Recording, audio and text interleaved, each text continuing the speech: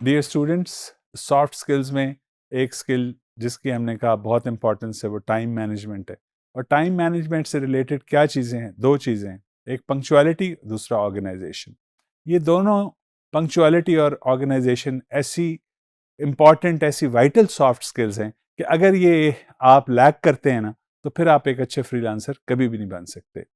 अगर आप पंक्चुअल नहीं हैं, अगर आप ऑर्गेनाइज नहीं हैं, तो फिर अगर आपने कोई काम आपको मिल भी गया, तो फिर उसके बाद जो आपको उसके रिव्यूज़ मिल रहे हैं, जो टेस्टिमोनियल्स मिल रहे हैं, उसमें अगर ये पता चल जाए कि आप अच्छी टाइम मैनेजमेंट नहीं कर सकते, आप पंक्चुअल नहीं हैं, आप डिसऑर्गेनाइज्ड हैं, तो यकीन कीजिए आपकी ग्रोथ नहीं हो सकेगी। तो ये दो skills, punctuality and organization, time management के फ्रेम के अंदर बहुत इंपॉर्टेंट सॉफ्ट स्किल्स हैं।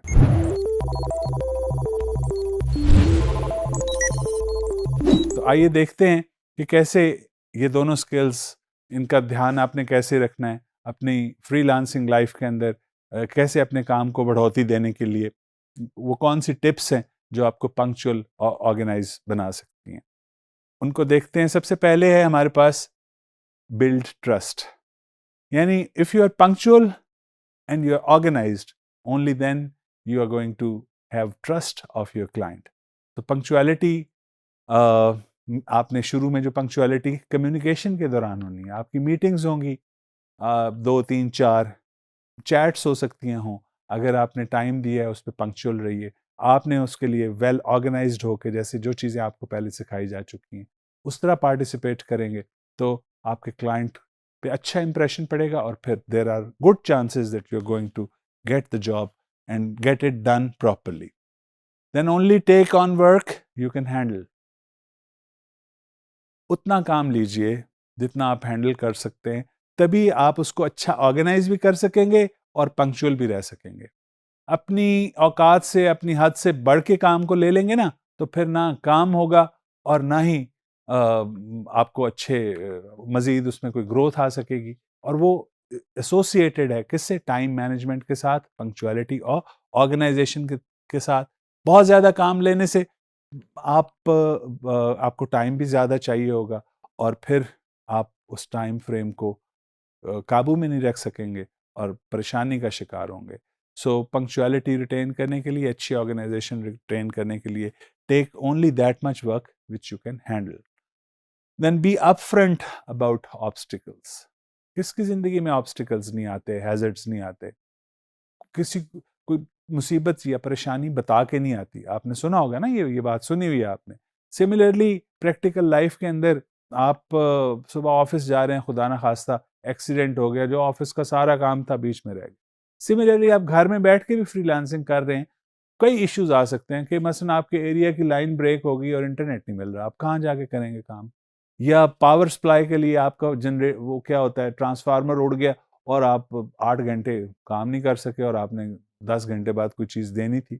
तो बी अप फ्रंट का मतलब क्या है? बताइए। जैसे ही कोई इशू हो, हेल्थ से रिलेटेड हो, और जो टेक्निकल प्रॉब्लम्स हैं उनमें से कोई हो, तो ऑनेस्टली, जैसे इससे पहले हमने बात की थी, ऑनेस्टी के साथ बताइए और अप फ्रंट खुले दिल से बताइए कि ये ऑब्स्टिकल आ गया, इस वजह से ये डिले हो सकता है, बजाय इसके कि अच्छा मैं बताता हूँ, नहीं बताता।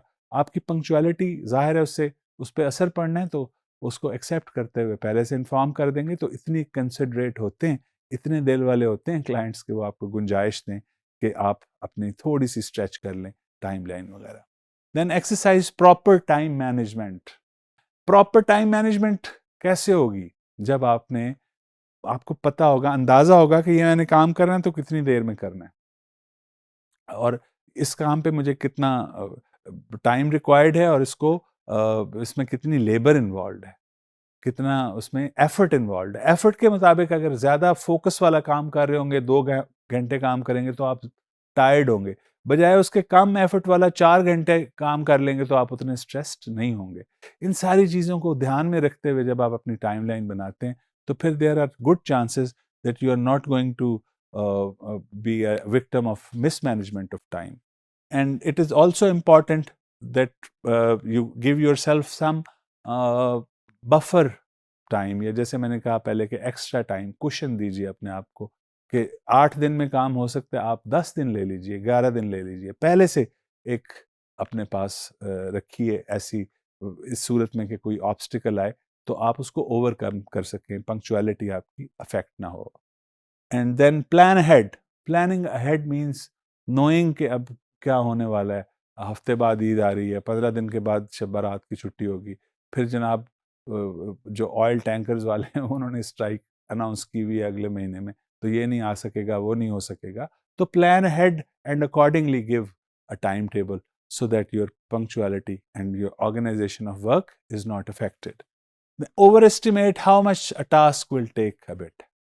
अभी बात तो की है, लेकिन फिर कि हमेशा जो काम है उसको थोड़ा ज़्यादा एस्टिमेट कर लीजिए कि जो टाइम के, specifically we are talking related to time management, तो थोड़ा ज़्यादा वक्त अपने लिए रखिए।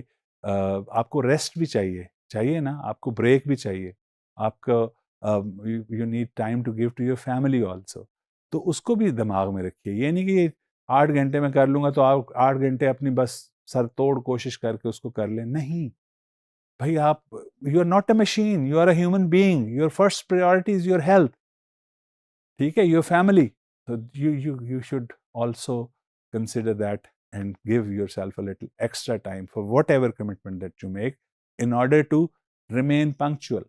ये punctuality को ज़हन में रखते हुए हम बात कर रहे हैं।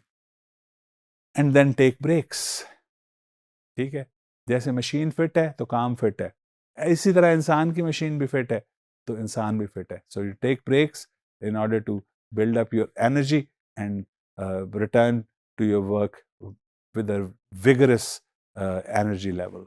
Prioritize your task. It means if you have a huge task ahead, 2 दिन के बाद आ रहा है और आपने डेडलाइन मीट करनी है, तो फिर आपकी सबसे इम्पॉर्टेंट प्रायोरिटी वही टास्क होना चाहिए अपनी पंक्चुअलिटी को रिटेन करने के लिए, अच्छे ऑर्गेनाइजर का सबूत देने के लिए। तो फिर उसी की तरफ ध्यान दीजिए। बाकी इधर उधर के काम कुछ छोटे मोटे, बेशक उनकी कोई इंपॉर्टेंस है, फिर उनको आपने इधर उधर कर देना है और सिर्फ फोकस्ड रहना है उस काम के ऊपर जिसकी डेडलाइन बहुत करीब आ चुकी है। Getting rid of distractions.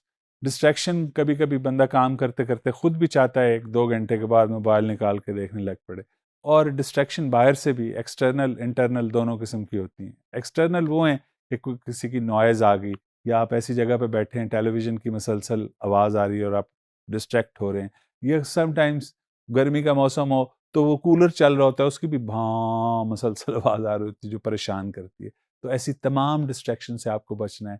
ऐसी तमाम डिस्ट्रैक्शन से बचने का तरीका ये है कि आपको पहले से ही ऐसी जगह मुंतखब करके घर में बैठिए जहाँ पे इस तरह की डिस्ट्रैक्शन से आप बच सकें।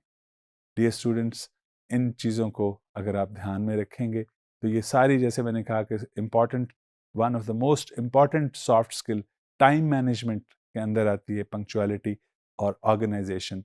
It will help you grow and strengthen yourself as a freelancer.